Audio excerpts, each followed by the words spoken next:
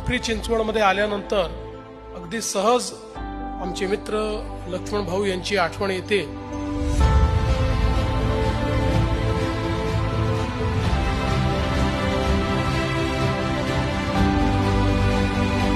लक्ष्मण भाऊ हे निवडणुका जिंकणारे नाही तर ते मन जिंकणाऱ्यांपैकी होते आणि म्हणून असा मन जिंकणारा आमचा लक्ष्मण भाऊ हा आमच्या हृदयामध्ये आणि आमच्या आठवणीमध्ये सदैव जिवंत राहील आणि हे शक्तीस्थळ आम्हाला सगळ्यांना या शहराकरता काम करण्याची शक्ती देत राहील.